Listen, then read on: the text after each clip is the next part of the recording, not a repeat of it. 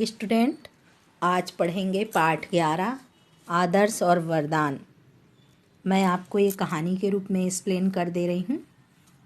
ये कहानी है दो बच्चों की, दीनू और छगन की। दीनू एक अमीर लड़का था और छगन एक गरीब लड़का था। और जो उनके पिता शर्मा जी थे वो सरकारी दफ्तर में अफसर थे। दीनू के पिता शर्मा जी जो एक सरकारी दफ्तर में अफसर थे।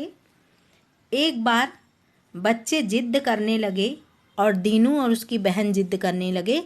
बरसात का समय था कि हम भी खेलने जाएंगे और हमें भी गार्डन में घूमना है। तो इस तरह शर्मा जी की इच्छा नहीं थी, फिर भी उन्हें बच्चों को लेकर तालाब के किनारे जाना पड़ा और वो वहीं पर चबूतरे में बैठ गए। दीनू और जो उनकी बहन रानी थी बहते पानी में खेलने लगे। अचानक दीनू का पाँव फिसल गया और वह तालाब में गिर गया। शर्मा जी ने जब यह देखा तो ज़ोर ज़ोर से चिल्लाने लगे। उनकी आवाज़ सुनकर पास ही एक बकरी चराने वाला, जिसका नाम था छगन, वो भी बच्चा ही था, दीनू के बराबर ही एज का था, वो दौड़ के आया और जैसे ही दीनू को डूबते हुए देखा उसने तालाब में छलांग लगा दी और वह डूबते हुए दीनू को किनारे पर खींच लाया। शर्मा जी का कलेजा मुंह तक आ गया था। कलेजा मुंह तक आना मतलब बहुत ज़्यादा घबरा गए थे, बहुत ज़्यादा डर गए थे कि आज तो बाल बाल दीनू जो है बच गया। उन्होंने सहारा देकर दोनों को संभाला। दीनू बहुत ज़्यादा घबरा गया था क्योंकि आज उसके प्राण बड़ी मुश्किल से बचे थे, नहीं तो अनर्थ हो जाता। उन्होंने शर्मा जी ने धन्यवाद दिया छगन को और कहा कि तुमने आज दीनू के प्राण बचा लिए, अनर्थ होने से बचा लिया। तो इस तरह छगन ने बड़ी ही शिष्टता से कहा कि मुझे तैरना आता था, इसलिए मैंने इसकी जान बचाई और मैंने चीख सुनी तो मैं अपने आप को रोक नहीं पाया क्योंकि मुझे तैरना आता था। इस तरह छगन ने बड़े ही शिष्टता से, बड़े ही नरमी से जवाब दिया। उसके सभ्य आचरण से जो शर्मा जी थे वो बड़े ही प्रभावित हुए और प्यार से उन्होंने उनके सिर पर हाथ भी फेरा, किसके? छगन के, और पूछने लगे, तुम पढ़ने भी जाते हो कि नहीं बेटा? वह बोला, जी मैं 8वीं कक्षा में पढ़ता था, फीस नहीं होने के कारण मेरी पढ़ाई रुक गई और मैं बकरियां चराता हूँ। उन्होंने पूछा शर्मा जी ने, तुम्हारा नाम क्या है? तो उनने बताया, मेरा नाम छगन है, गांव के बाहर मेरा घर है। अच्छा बेटा, तुम्हारा एहसान मैं कभी नहीं भूलूंगा। इस तरह शर्मा जी ने, दीनू के पिता ने उनको बड़े ही इससे वो धन्यवाद दिया। कहते हुए शर्मा जी ने दीनू को संभाला और इस तरह भयभीत था दीनू और कि इतनी बड़ी अनहोनी से वो बचा हुआ था। और इस तरह शर्मा जी दोनों घर पहुंच गए अपने बच्चों को लेके शर्मा जी। लेकिन बार बार शर्मा जी को उस सभ्य बालक की बातें याद आ रही थी, उसकी आंखों में झूल रही थी और छगन की मदद करने का उन्होंने निर्णय लिया शर्मा जी ने कि मैं छगन के लिए कुछ ना कुछ मदद करूंगा। प्रातःकाल छगन बाजार जाने को तैयार हो रहा था, तभी माँ घर के काम में व्यस्त थी। अचानक शर्मा जी की कार उनके घर के सामने रुकी। इस तरह छगन को पहचानने में देर नहीं लगी कि ये शर्मा जी हैं और इन्हीं के मैंने बेटे को डूबने से बचाया था। इस तरह उन्होंने बिठाया छगन ने, और शर्मा जी ने जब नज़र दौड़ाई उनके घर में तो उनको समझते देर न लगी कि भैया इनकी परिस्थिति ठीक नहीं है, घर में सुख सुविधाएं भी नहीं हैं और इनके पास पैसे भी नहीं हैं। और इस तरह एक गरीब किसान का बेटा था छगन। शर्मा जी ने, दीनू तो एक अच्छा अफसर का बेटा था इसलिए उसके पास नौकर चाकर थे। शर्मा जी ने उसके एहसान को चुकाने के लिए कहा कि आज से तुम पढ़ाई करोगे और तुम्हारी पढ़ाई का पूरा खर्चा मैं दूंगा। इस तरह छगन की पढ़ाई का खर्चा शर्मा जी ने ले लिया और जो छगन और दीनू थे वो दोनों एक साथ स्कूल जाने लगे और दोनों में गहरी मित्रता हो गई। भले दोनों की मित्रता एक सुदामा और कृष्ण की तरह थी। सुदामा कौन था? छगन था जो गरीब परिवार का था, और दीनू जो था वो एक अच्छे परिवार का था, बड़े पैसे वाले परिवार का था। लेकिन उन दोनों की गहरी दोस्ती हो गई। 3 वर्ष ना जाने कैसे बीत गए, 3 साल बीत गए।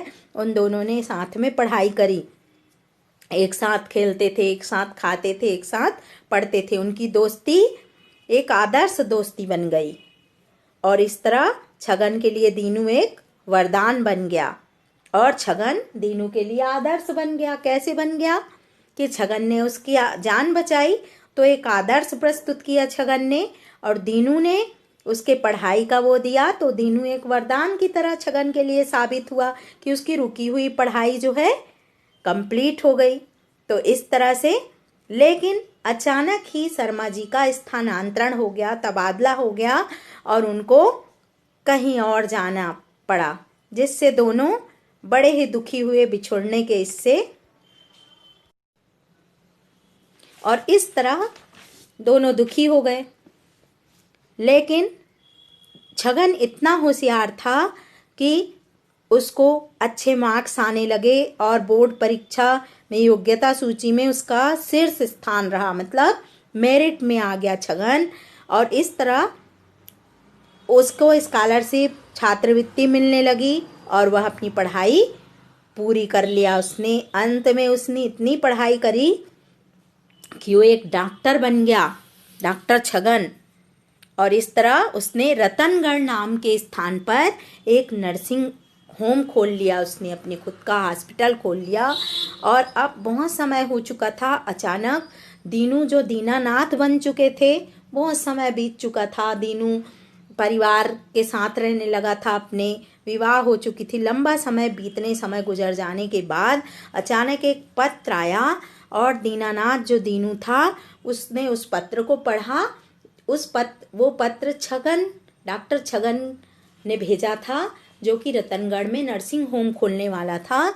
और दीनानाथ को, दीनू को उसने बुलाया था, निमंत्रण दिया था। और इस तरह दीनानाथ रोने लगे और कहने लगे कि मेरे पिताजी ने आज देखो, उनके कार्यों के कारण आज देखो छगन जो है एक डॉक्टर बन गया, और काश आज पिताजी जिंदा होते। पिताजी मतलब शर्मा जी के बारे में दीनू अर्थात दीनानाथ सोच रहे हैं। और इस तरह दोनों, मधुमती जो उनकी पत्नी थी दीनानाथ की, दीनू की, वो दोनों ही नर्सिंग होम के पंडाल पे पहुँचे। वहाँ अतिथियों का स्वागत हो रहा था। छगन ने बड़ी तीव्रता से प्रतीक्षा कर रहा था दीनू की, दीनानाथ की। और कार से उतरते ही दीनानाथ को देखकर उसने स्वागत के लिए आगे बढ़ा। ठिठके दीनानाथ एक बहुत समय बाद मिले थे अपने दोस्त छगन से, लेकिन पहचान गया। और 20 साल में इतना बदला हुआ दिखाई देगा, वो दीनू को, दीनानाथ को विश्वास नहीं था। सुंदर हष्ट पुष्ट शरीर, सूट पहने, चमकीली फ्रेम का चश्मा लगाकर छगन उनके सामने खड़ा था। बिल्कुल रूप परिवर्तित हो चुका था छगन का। छगन कुछ बोले उससे पहले दीनानाथ ने उसे गले से लगा लिया। दीनानाथ यानी दीनू ने।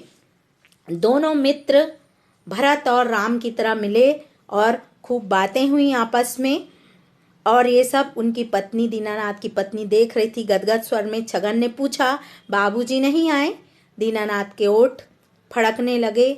दुखी स्वर में उसने आंसू भर के कहा कि बाबूजी अब हम सबको छोड़कर चले गए हैं।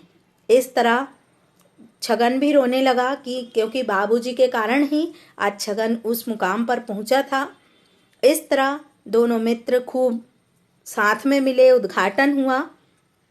और इस तरह जो दीनानाथ थे, विदा लेनी चाहिए छगन से, लेकिन छगन मानने वाला नहीं था, फिर भी जाना तो जरूरी था।